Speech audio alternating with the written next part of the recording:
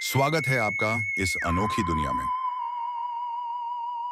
जब भारत ने 1947 में स्वतंत्रता प्राप्त की थी, तब अधिकांशतः गांव ही थे। लेकिन जल्द ही बहुत सारे लोग छोटे गांवों से बड़े शहरों की ओर काम की तलाश में और अपनी आजीविका कमाने के लिए चल पड़े। ये कहानी भी एक व्यक्ति के बारे में है, जो 1960 में नौकरी की खोज में देहरादून गया, और उसके बाद जो कुछ हुआ, वह सब इस कहानी का हिस्सा है। रमेश उत्तर प्रदेश के एक बहुत छोटे और अछूते गांव से था। कई लोगों की तरह उसने भी बेहतर नौकरी और आय की तलाश में शहर की ओर कदम बढ़ाया।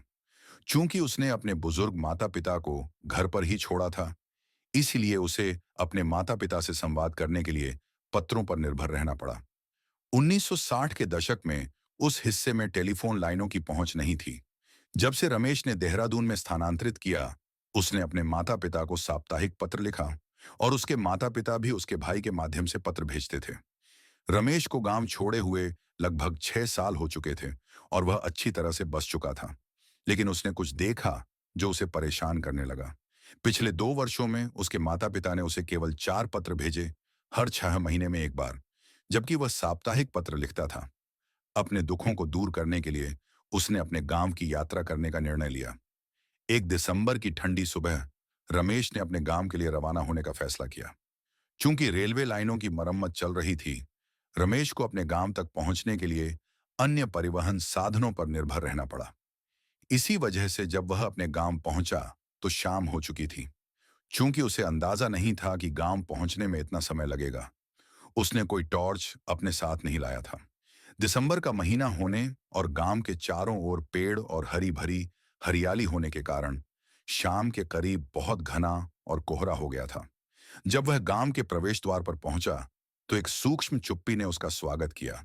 यह एक अजीब अनुभव था, क्योंकि चुप्पी का वजन उसे महसूस हो रहा था। रमेश ने कुछ कदम आगे बढ़े, लेकिन उसे ऐसा लगा जैसे कोई उसके साथ चल रहा हो। उसने पीछे देखा और किसी को नहीं पाया। वह फिर से अपने घर की ओर बढ़ने लगा, और जल्द ही उसे महसूस हुआ जैसे 2 लोग उसके पीछे चल रहे हों। उसने मुड़कर देखा, लेकिन कोई नहीं था।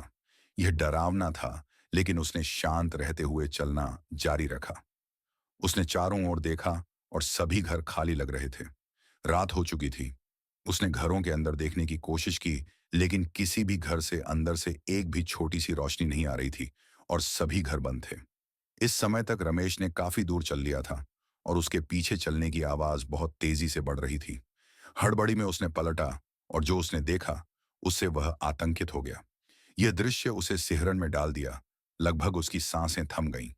उसके सामने एक भीड़ प्रकट हुई, और 1 सेकंड के भीतर गायब हो गई, जैसे कोई वहां पल भर पहले मौजूद नहीं था। यह सब उसके लिए बहुत अधिक था।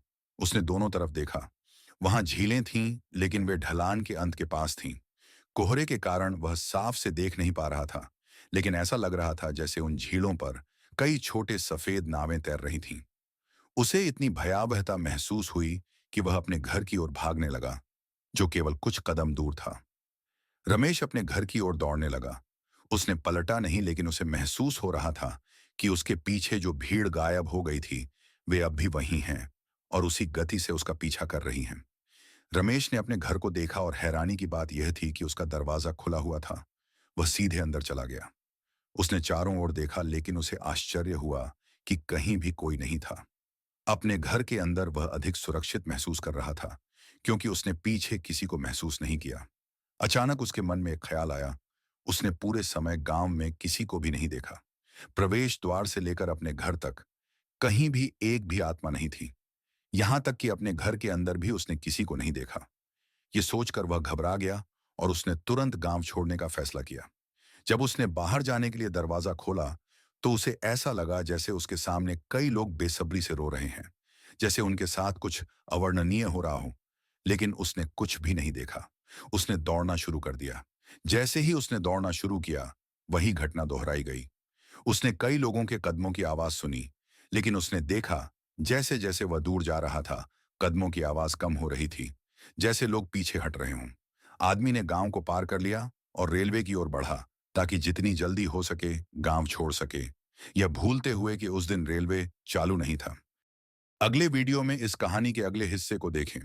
आगे क्या होगा जानने के लिए कृपया सब्सक्राइब करें और लाइक जरूर करें। आपके समर्थन से हम और भी रोचक कहानियां लेकर आएंगे।